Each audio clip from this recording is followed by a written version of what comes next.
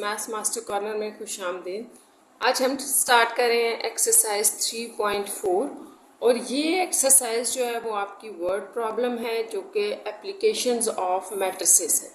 तो application of matrices का मतलब ये है कि जैसे आप लोग कहते हैं ना कि मैथ्स आपका जो है वो डेली लाइफ में कहाँ यूज़ होता है, तो ये आप यूँ समझ लें कि ये स्टेटमेंट वाले क्वेश्चंस आपको बता रहे होते हैं कि आप डेली लाइफ में मैथमेटिक्स को कैसे यूज़ कर रहे होते हैं। ठीक है, अब यहाँ पर सब हमने करना ये है कि आपको एक जो है वो एक स्टेटमेंट दी गई होगी। ठीक है, उस स्टेटमेंट को हमने इक्वेशंस में चेंज करना है जो कि हमारे पास लीनियर इक्वेशंस के फॉर्म में आएगा। ठीक है, जैसे ये आपके पास एग्जांपल है, तो ये आपको एक स्टेटमेंट दी गई है, इससे हमने ये लीनियर इक्वेशंस बनाई हैं।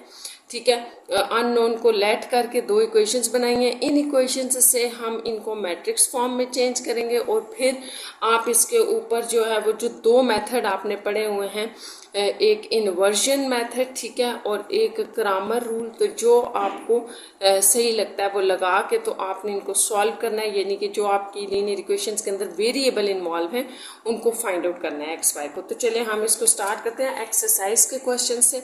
तो जब आप एक्सरसाइज के क्वेश्चंस कर लेंगे तो होपफुली फिर आपको एग्जांपल्स भी समझ आ जाएंगी। तो क्वेश्चन नंबर 1 देखें, यहाँ पर हमने देखना है कि किस तरह से हम इसकी स्टेटमेंट से इक्वेशंस बना सकते हैं। From the two acute angles of a right triangle, तो आपने याद रखना है राइट ट्राइंगल की बात हो रही है कि राइट ट्राइंगल के अंदर जो दो एक्यूट ट्राइंगल एंगल्स हैं, तो ये तो आपको पता ही है कि जो एक राइट ट्राइंगल होती है ना, उसमें एक तो 90 का एंगल होता है, तो बाकी दोनों तो एक्यूट एंगल ही होते हैं, लेस देन 90 होते हैं। ठीक है, इसका मतलब होता है ये लेस देन 90 है। तो लेस देन 90 दो एंगल आपने लेने हैं। One angle is 10 less then the other, यह आपको थोड़ी सी गिवन कंडीशन है, इसको हम यूज करेंगे और फिर दोनों एंगल्स फाइंड आउट करेंगे by using Cramer rule, Cramer rule को यूज करते हुए। अच्छा, जैसे कि मैंने भी आपको बताया था ना टॉपिक की में कि आपके पास जब भी इक्वेशंस लीनियर इक्वेशंस में चेंज हो जाएगा क्वेश्चन, तो आपके ऊपर डिपेंड करता है कि आपने इसको किससे करना है। लेकिन ये भी याद रखना है कि जब आपको क्वेश्चन के अंदर मेंशन होगा ना कि आपने इस मेथड से करना है, तो आपने फिर वही लगाना है। अब यहाँ हम क्रैमर रूल से फर्स्ट क्वेश्चन को सॉल्व करेंगे। तो चलिए इसको स्टार्ट करते हैं। फर्स्ट क्वेश्चन को आपके क्वेश्चन नंबर 1 में जो स्टेटमेंट है वो है क्वेश्चन नंबर 1। ठीक है, तो इसमें आपको गिवन क्या है, गिवन ये है कि आपके पास टू जो है वो एक्यूट एंगल है ऑफ अ राइट ट्राइंगल। तो मैं यहाँ फिर आपको बता देती हूँ कि अगर आपकी ये राइट ट्राइंगल है, इसका एक एंगल तो 90 का होता है, ये तो आपको पता है। ये जो दो हैं ये लेस देन 90 के होते हैं, तो बस हमने यहाँ पर यही लेट किया है, let x and y be two acute angles of a right triangle।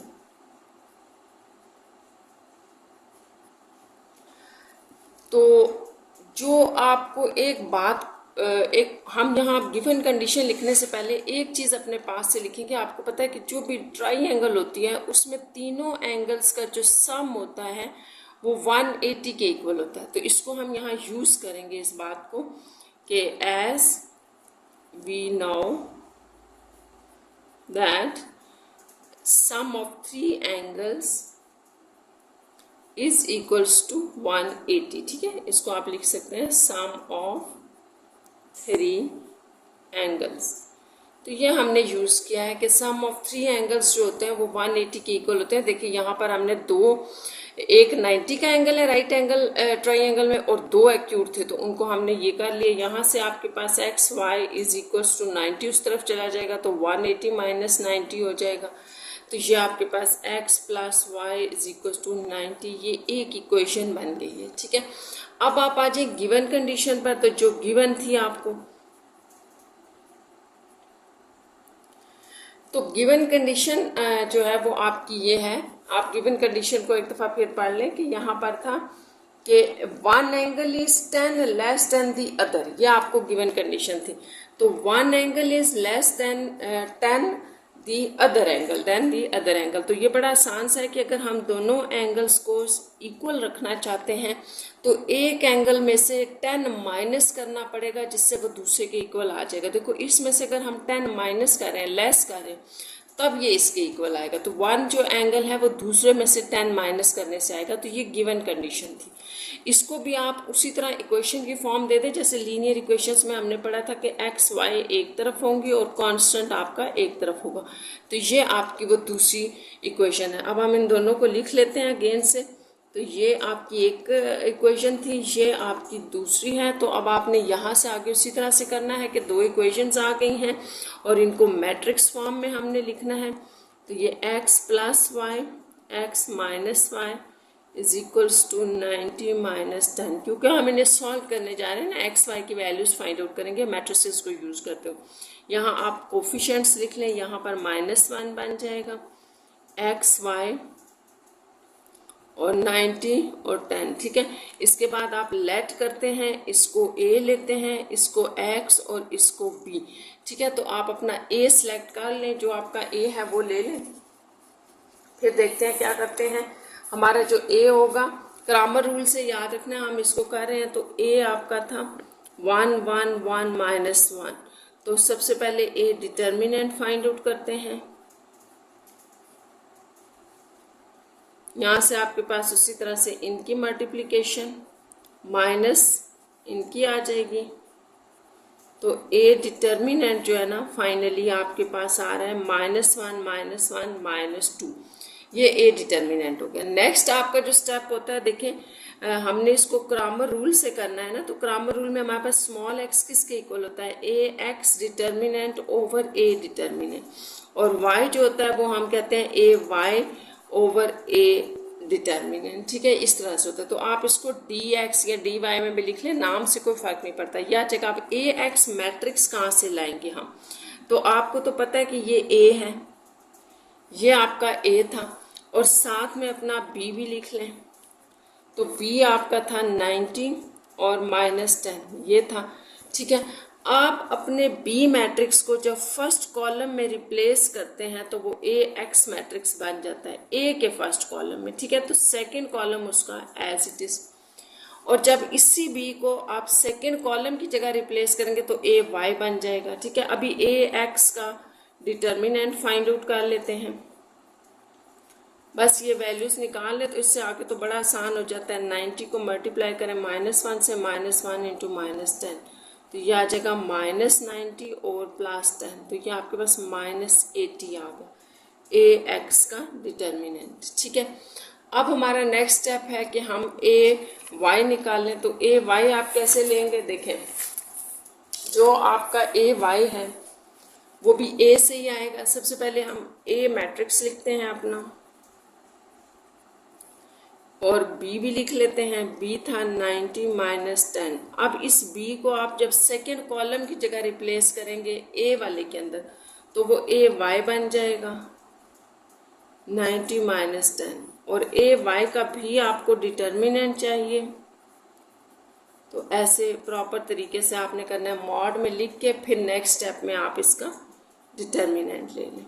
1 into -10 -90 into 1, तो ये -10 -90 गिव्स -100 ay आपके पास आ गया।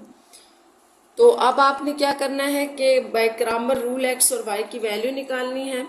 तो यहाँ लिख लें बाय क्रैमर रूल, ठीक है। स्मॉल x होता है ax determinant over a determinant, तो आप निकाल चुके हैं। ax का डिटर्मिनेंट जो था वो हमारे पास -80 था, जबकि a डिटर्मिनेंट -2 है। तो माइनस माइनस कैंसिल, 2 4 0, ये 40 आ रहा है, यानी कि x जो है वो 40 डिग्री है। डिग्री इसलिए लगाया क्योंकि एंगल की बात हो रही है ना।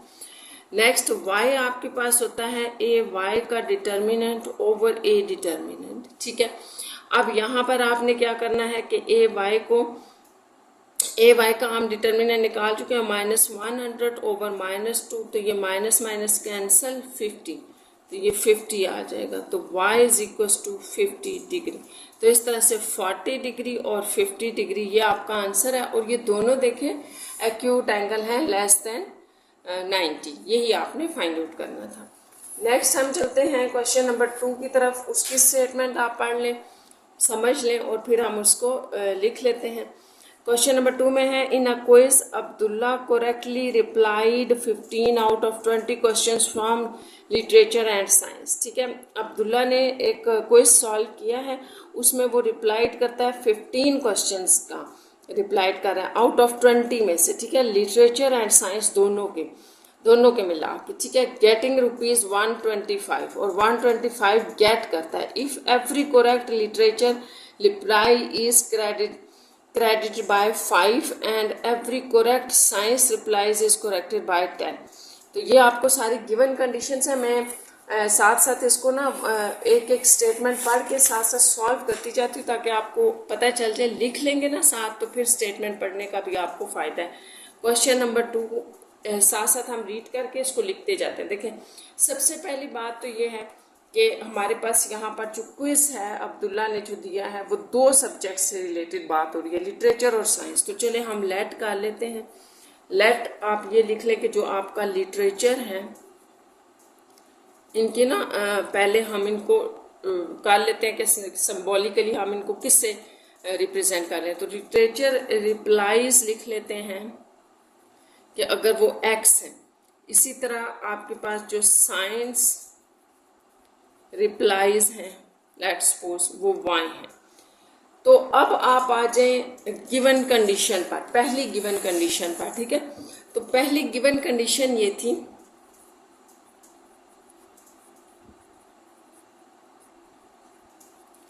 पहली गिवन कंडीशन ये है कि यहाँ आप देखिए क्वेश्चन पे कि अब्दुल्ला करेक्टली रिप्लाइज 15 क्वेश्चंस को करेक्टली वो रिप्लाई कर रहा है फ्रॉम लिटरेचर एंड साइंस। यानी कि लिटरेचर और साइंस के अगर कंबाइन करें ना हम उसके, तो वो कितने सही आंसर दे रहा है, 15 दे रहा है। तो ये आपके पास बनेगी पहली इक्वेशन। ठीक है, अब आप आ जाए नेक्स्ट पे। ये तो हमारी फर्स्ट इक्वेशन यहाँ तक बन गई। अब कहा जा रहा है कि ₹120। देखें, आप रुपीज़ की बात हो रही है, वो तो यहाँ पर तो सिर्फ क्वेश्चंस की बात हो रही थी कि दोनों के मिला के क्वेश्चन 15 रिप्लाईज कर रहे हैं। यहाँ रुपीज़ की बात हो रही है, उसको ₹125 मिलते हैं। कैसे मिल रहे हैं? हर करेक्ट लिटरेचर रिप्लाई पर उसको 5।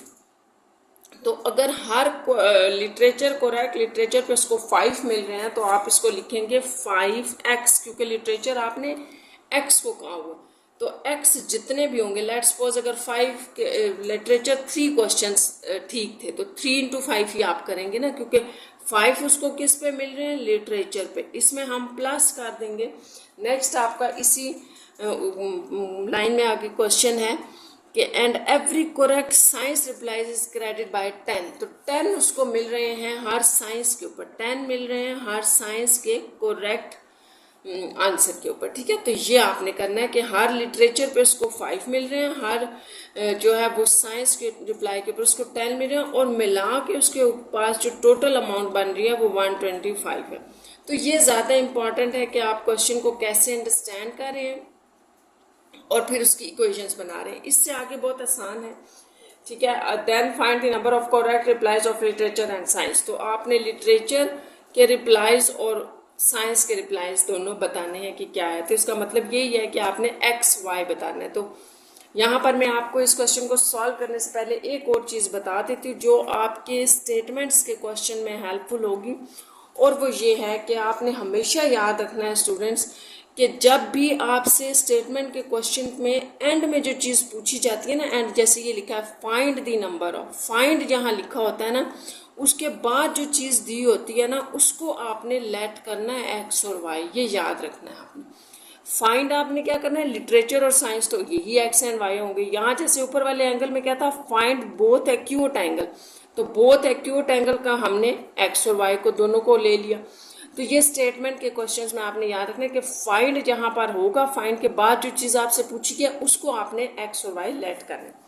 चलिए स्टार्ट करते हैं। अब जैसा कि क्वेश्चन नंबर 2 में हमसे कोई जो है वो रिक्वायरमेंट नहीं है कि इसको क्रामर रूल से करना है या इन्वर्जन मेथड से करना है, तो आप इसको जो मर्जी मेथड से कर लें। हम क्रामर से करेंगे क्योंकि क्रामर ज़्यादा आसान होता है। इजी होता है करना। तो यहाँ से सबसे पहले तो आप इनकी मैट्रिक्स फॉर्म लिख लें, जो कि मैं समझती हूँ कि अभी आपको समझ आ गई है ना, तो मैं डायरेक्ट लिख रही हूँ। इस तरह होते हैं, कोफिशिएंट्स एक्स वाई के लिखने हैं, एक्स वाई लिखना है, और ये और इसको आपको पता है कि हम क्या कहते हैं, इसको हम मैट्रिक्स इक्वेशन कहते हैं। ये जो आपके पास आ रहा होता है ना, ये मैट्रिक्स इक्वेशन होती है, जिसको आप A X is equal to B कहते हैं, ठीक है। तो यहाँ से आपने फिर इसको लेट किया कि ये आपका ए है, ये सॉरी एक्स है, और ये आपका बी है, ठीक है। तो अब आपने यहाँ से जो लेट किया था ए वो लिख लें, और बाकी आपका ग्रामर रूल उसी तरह से है। ए डिटर्मिनेंट फाइंड आउट करना है सबसे पहले, तो 10 इंटू 1 माइनस 5 इंटू 1, तो ये हो जाएगा 10 माइनस 5 इक्वल टू 5। तो इसका मतलब है कि जो आपका ए डिटर्मिनेंट आ रहा है वो 5 है। यहाँ तक तो हो गया। अब नेक्स्ट जो हमने करना है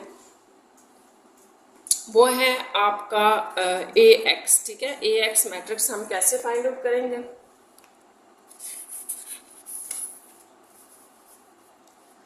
तो ए एक्स भी जैसा कि मैंने आपको बताया था कि ए एक्स हमारा ए से ही फाइंड आउट होता है। तो ए स्टार्ट कर लें, पहले लिख लेते हैं ऐसे, ठीक है। तो ए एक्स हो गया, बी लिख लें, बी आपके पास था 15 125 ये।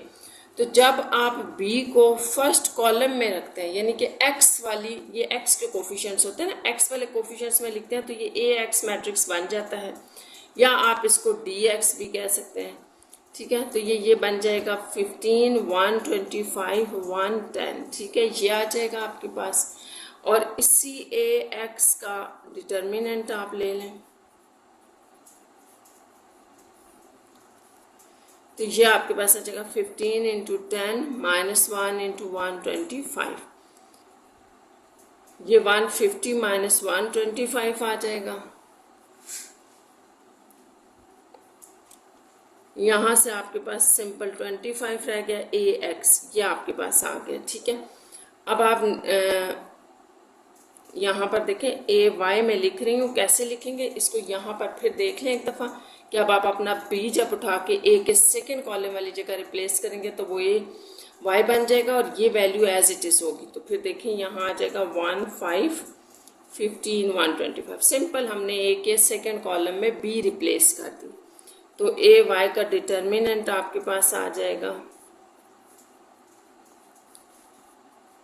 1 इंटू 125 माइनस 15 इंटू 5, 125 75।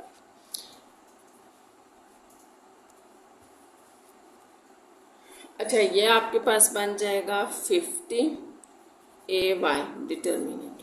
तो अब हमने ग्रामर रूल से हमारा नेक्स्ट स्टेप ये है कि हम ग्रामर रूल के साथ इसको सॉल्व करेंगे। तो ग्रामर रूल के साथ हमने एक्स और वाई फाइंड आउट करना है। तो देखें, आपके पास जो स्मॉल एक्स होता है by grammar rule, small X आप कहते हैं A X determinant over A determinant. तो ठीक है, ए एक्स हमने क्या फाइंड आउट किया था, 25 डिवाइडेड बाय जो ए का डिटर्मिनेंट था वो आपके पास 5 था स्टूडेंट्स, ठीक है। तो ये 5 था, तो इस तरह एक्स आपके पास 5 आ गया।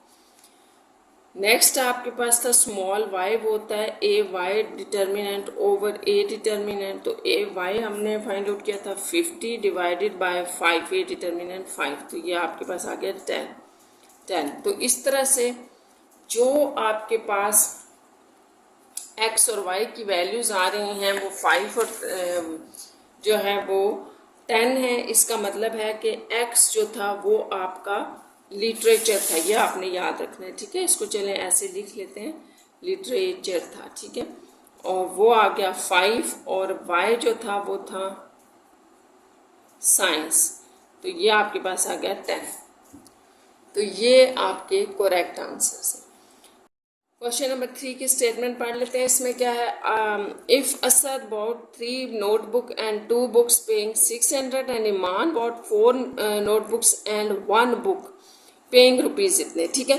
अब आपको ये गिवन है असद और ईमान के बारे में, दो जो है वो स्टूडेंट्स हैं। नेक्स्ट ये है फाइंड द कॉस्ट ऑफ।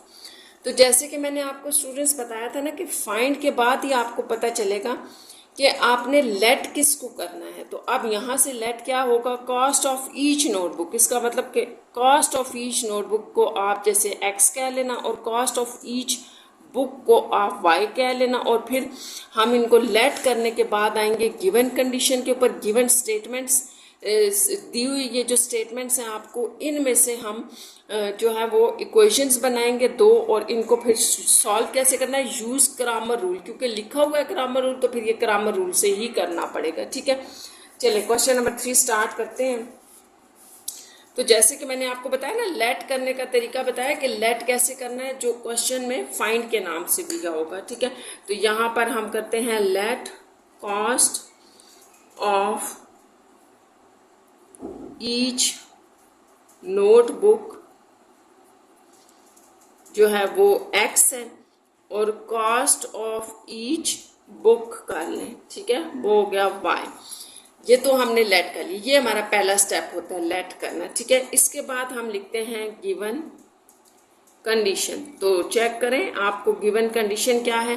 तो गिवन कंडीशन ये थी, दोबारा देख लें, कि असद के लिए है। तो असद के लिए हम पहली जो है वो स्टेटमेंट बनाएंगे, वो होगी कि अबाउट 3 नोटबुक 3x। ठीक है, आप इसको ऐसे लिखेंगे, ये आप x ले चुके हैं ना, 3x and 2 books 2y, 3x plus 2y is equal to 600। तो बड़ी आसान सी है, आप इसको लिखे 3x plus 2y is equals to 600, और ये आपने बनाया असद के लिए फर्स्ट इक्वेशन, या आपकी फर्स्ट इक्वेशन बन गई गिवन में से।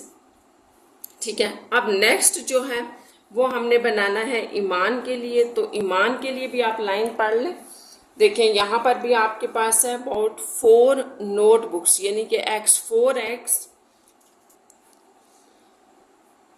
ये आपके पास 4x बन जाएगा, एंड 1 बुक पे 1 बुक है, तो इसका मतलब है कि 1y आ जाएगा। तो पेइंग ₹550। तो यहाँ से आपके पास जो दूसरी लाइन आ रही है वो होगी 4x plus 1y is equals to 550 आपको गिवन है। तो ये आपके पास सेकेंड स्टेटमेंट बन गई। ठीक है, तो बस ये दो आपके पास इक्वेशंस बन गई हैं। यहाँ से आप मैट्रिक्स फॉर्म इनको दें, 3 2 4 1, ये कोफिशिएंट्स लिखे, वेरिएबल लिखें,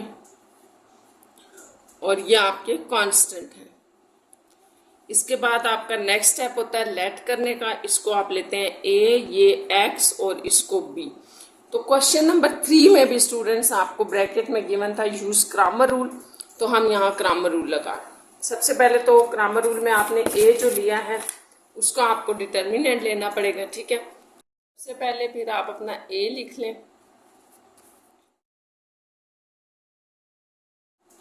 फाइंड आउट कर लेते हैं, ये था। तो a का डिटर्मिनेंट होगा 3 इंटू 1 माइनस 2 इंटू 4, 3 माइनस 8 आ जाएगा माइनस 5। तो इस तरह से ये आपके पास ये डिटर्मिनेंट आ गया। नेक्स्ट आपके पास जो a है, a लिख लें। a आपके पास ये होता है ना, और b यहाँ पर है आपके पास 600 और 550। तो जब आप b को रिप्लेस करते हैं कि फर्स्ट कॉलम में, तो वो ax बन जाता है। तो ये आपके पास एक न्यू मैट्रिक्स आ जाएगा, न्यू करके। अब आपने ax का डिटर्मिनेंट फाइंड आउट करना है। यहाँ से आपने मल्टीप्लाई किया 6 इंटू 1 माइनस 2 इंटू 550, तो ये आ जाएगा 600 माइनस ये 1100, तो ये 500 माइनस 500 जो होगा वो आपका ax का डिटर्मिनेंट। नेक्स्ट हमने फिर a लिख लेते हैं, फिर मैं आपको बताती हूँ कि हम इसका ay कैसे निकालेंगे। तो b जो है ना, इसको जब आप सेकेंड पोजीशन में रखते हैं तो वो ay मैट्रिक्स बन जाता है। 3 4 यहाँ आ जाएगा 600 550 ये। अब आपने इसका डिटर्मिनेंट फाइंड आउट करना है। तो इसका डिटर्मिनेंट हमारे पास बनता है, देखें, ay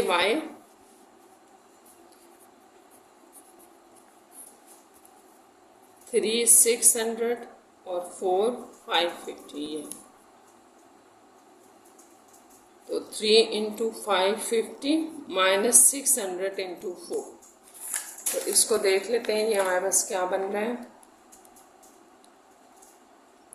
1650 माइनस ये बन रहा है। ठीक है, इसमें से आपने माइनस कर दिया जब ये मेरे पास आ रहा है माइनस प्लस 750, ये आ जाएगा।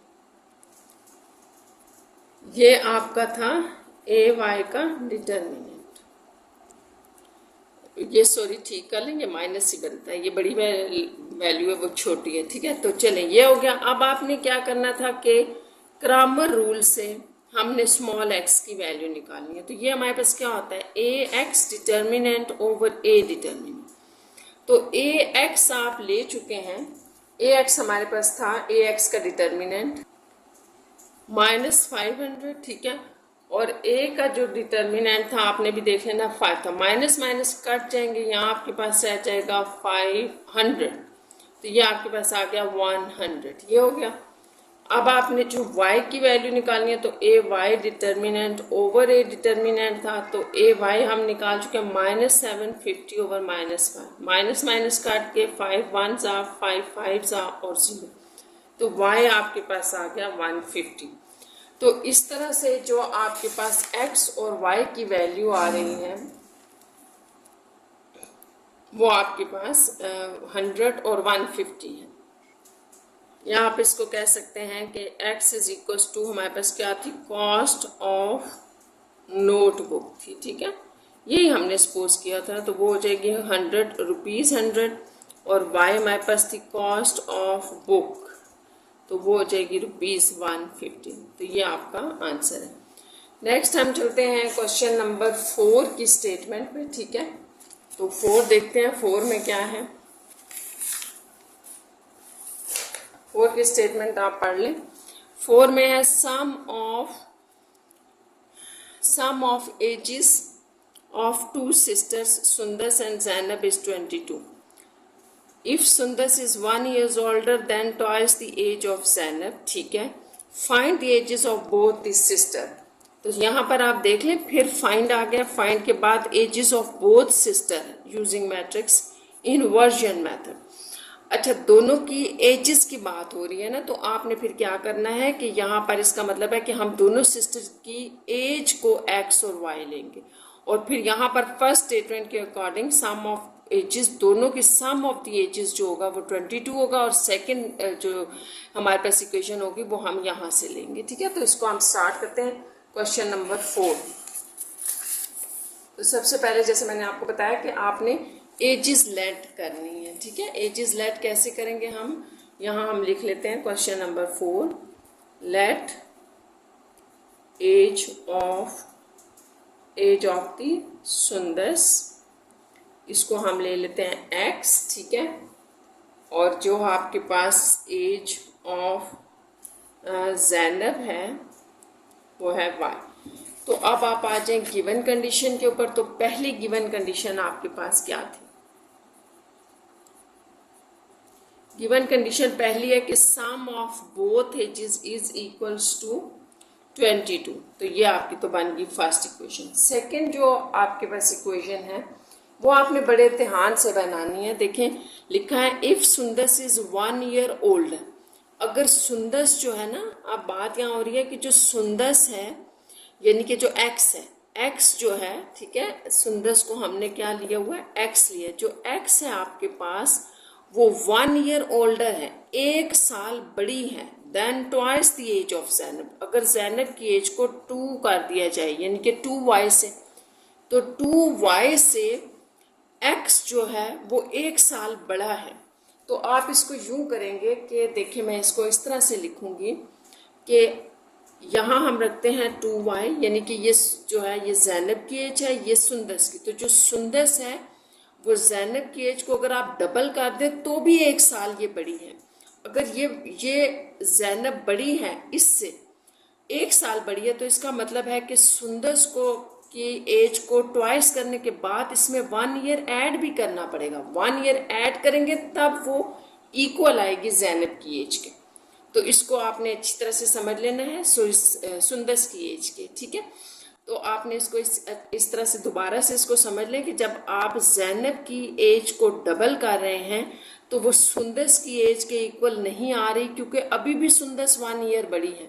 तो वो 1 ईयर बड़ी को आपने इस तरह से एडजस्ट करना है कि आप जो है वो ज़ैनब की एज में 1 ऐड कर दें, तब वो बराबर हो जाएगी। तो बस इसको अगर आप समझ लिया आपने तो बस फिर बड़ा आसान है, यहाँ से सेकेंड इक्वेशन बन जाएगी, क्योंकि वाई हमने इस तरफ रखना है इज इक्वल टू 1। तो ये आपके पास 2 इक्वेशंस बन गई। इनको हम दोबारा लिखते हैं, क्योंकि अगला स्टेप हमारा है इनको मैट्रिक्स फॉर्म में करना। और एक बात और यहाँ इस क्वेश्चन में गिवन है, और वो ये है कि आपने इसको कन्वर्जन मेथड से करना है।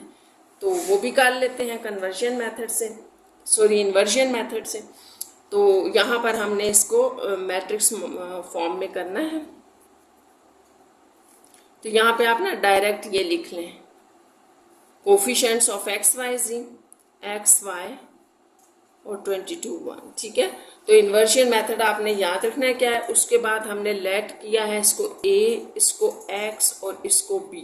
तो आपके पास एक ये जो बन जाती है इसको आप कहते हैं मैट्रिक्स इक्वेशन। ये मैट्रिक्स इक्वेशन होती है। तो जैसे कि आपने इन्वर्जन मेथड लगाना है, तो इन्वर्जन मेथड क्या होता है आपके पास कि यहाँ से x आपने फाइंड आउट करना है, क्योंकि x के अंदर तो स्मॉल x y पड़े हैं, ये तो हमने निकालने हैं, is equal to a inverse b। तो बड़ा आसान है, a इनवर्स निकाल लें, उसको b के साथ मल्टीप्लाई करें, तो बाकी जो हमारा सारा काम है वो इसके ऊपर है, इसके हमारे x के ऊपर, ये a इनवर्स के ऊपर, ठीक है। तो इसको फाइंड आउट करते हैं a इनवर्स को। तो a इनवर्स का भी आपको फार्मूला याद होगा। जैसे a है ना आपके पास 1 1 1 -2, ठीक है।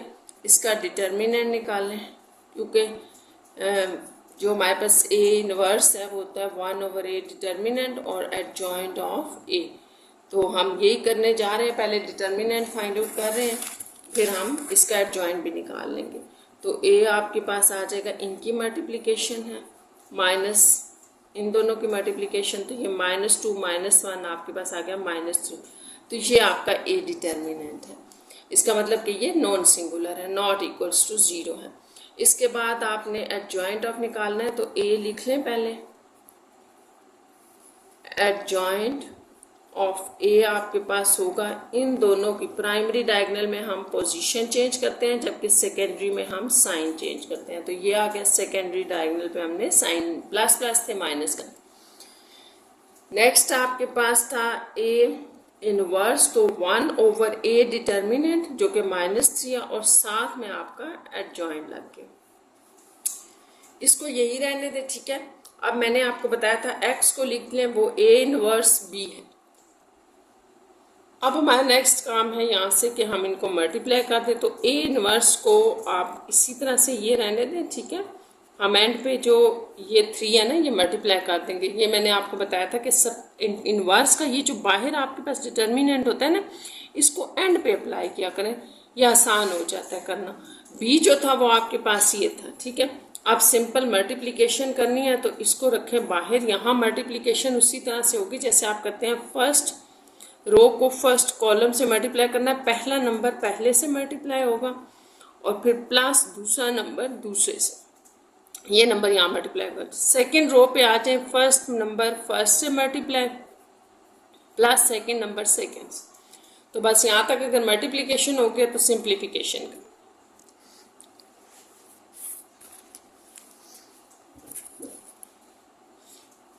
-1/3 ये x आ रहा है, और साथ में हमारे पास था यहाँ -22 × 2 था, तो ये 44 आ जाएगा, -1। आपने भी देख लेना, यही बन रहे हैं हमारे पास, ये आ गए। अब इनको आगे आप ऐड कर दें 45 और ये आपके पास -21 आ जाए। यहाँ तक आ गया, ये अंदर दोनों के साथ जाके डिवाइड हो जाएगा, -3 और यहाँ पर। तो ये आपके पास माइनस माइनस कट के 3 1 3 5 15 3 7 तो ये हो गया 15 और 7।